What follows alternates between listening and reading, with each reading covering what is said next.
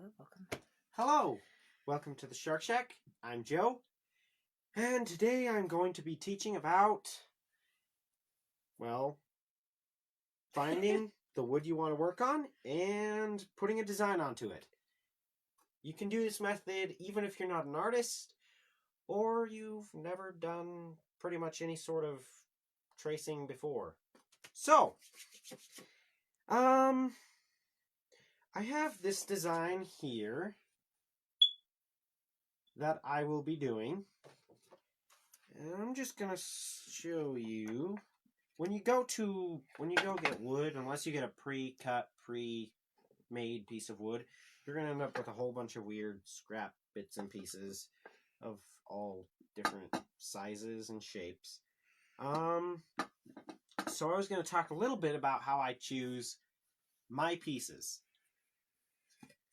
I really like pieces with knot holes, flaws, different chips of wood missing. They got a lot of character. I mean, you can just sort of look around and see what's already in there. And for most designs, I can find something that matches, but this one really doesn't match so well with that. So you have to kind of know what you're doing to see which one's going to work best. There are a few different kinds of wood. This is cedar. It smells very nice. It's a nice soft wood. It burns very quickly. Good starter wood. This is what's green wood again? You're asking me about wood. That is Yes, troublesome. Yes. Sorry. Green wood. Jenny says hi. Hi. I do not remember. Anyway. And I would use this one, except the back is all jagged. You could sand it down, though. Yes, I could. I could sand it down. Then there's this one, which is a nice piece of wood. It's not sanded yet, but I have sandpaper. It's pretty nice, but I don't think I'll be using this one. Mainly because you already burned on the backside. Yeah, mainly because of this. I didn't realize that was even on there. I just didn't want to use that one. Here's two more types of colored wood. These ones have been glued together, which is a really nice effect. You can actually burn straight over the glue line and it doesn't act any different. This is bloodwood, this right here, and this is maple. No, wait, sorry, walnut. Walnut, sorry. I don't know where my brain went today. One thing to keep in mind about really colorful woods is the burning doesn't like to show very well. I mean, look at that. There's not much of a difference between this dark and that dark. So it might show up on the bloodwood. I think I'm down to this piece. Also, you want to make sure your design will actually fit. And you hold it up to the light and... Yeah, I hold it up to the light. Or you can kind of just line it up with the edge of the design. I always do my design on the edge of a piece of paper. That way I can just like bend this over and crease it. And that fits nicely. So, I think I'm going to go with this one.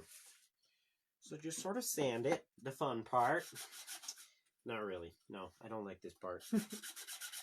I'm just using sanding net because it's reusable. It lasts a whole lot longer. I'm so glad I got this. It's mostly for my disc sander.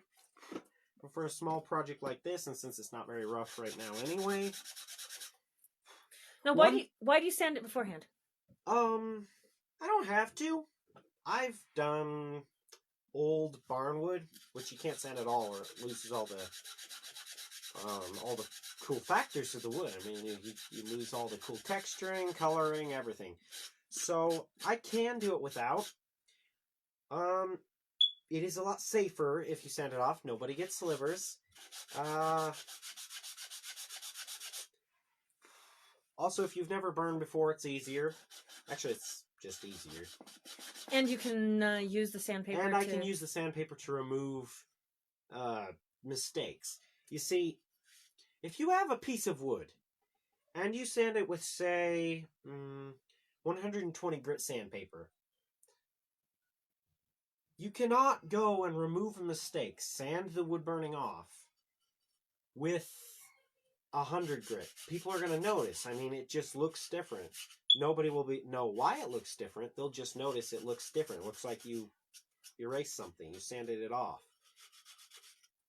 I don't think people realize what they notice, but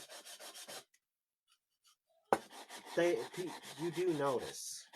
Stephanie wants to know what your favorite wood to burn on is. Ooh, my favorite wood to burn on.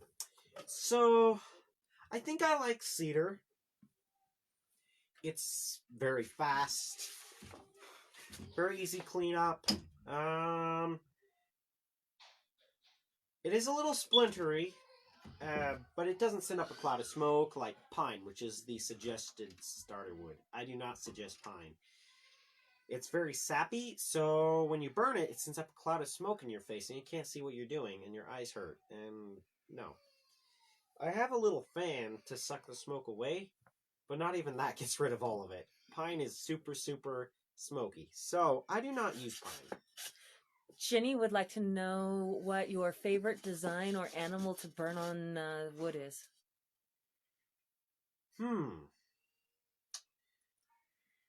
I really, really like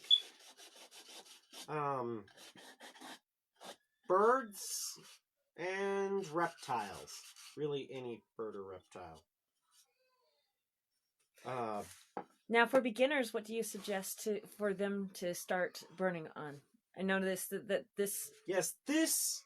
Okay, so what we have here, this design, is called a... Tribal? Tribal, yeah, sorry. Tribal design. It's basically just white lines here. So all these gaps are white, all through here. And this, all these little areas here are black. It's just white and black. There's nothing else in there. As long as you can work on getting a crisp line, these are super easy. Because I've noticed a lot of people, you put the burner on there, they have a hard time doing the shading. It burns all the way in, and it's dark black. This one is super easy, and this is a design I actually came up with for this. Bernadine asks if dragons are reptiles, right? Yes, dragons are reptiles, as far as I'm concerned. They have all the scales. They're good. I love spending lots of time on the scales. This one's a little easier. So the reason why you like birds and reptiles is all the feathers and the scales? Yeah. Okay, so now that I got this nice and smooth, now it doesn't really matter which way you face the grain. As long as when you're burning it, you don't push up. You always pull the burner. So I can tip it like this, like this. I'm going like this for this one. If you put it like this, it usually ends up looking more like water or wind or something like that.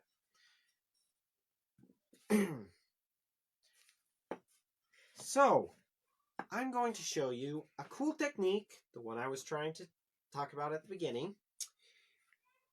How to transfer this on here if you have no experience with this at all. And does that camera see this? I can show it a little closer. Okay. Like that. Let's see here. For the first piece, you just flip your piece of paper. You can kind of hold it up to the light to see where the lines are. I already have this crease here, so I can just go from here to here, like from here to right here. And I'm going to fill all this in really, really thick with this pencil. So, it doesn't take very long. You just got to get it on there really thick so that it's sort of shiny. I don't know if anybody noticed graphite is shiny when you put it on there really thick. What?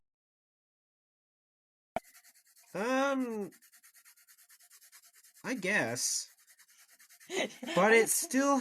Water dragons surprisingly still have reptile-like scales.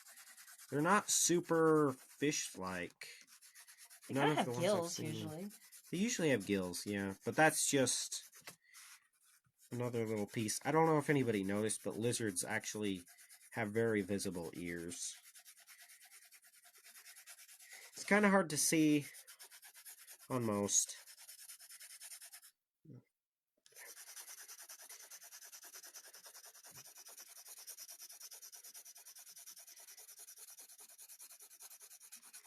So why are we putting it down so thick?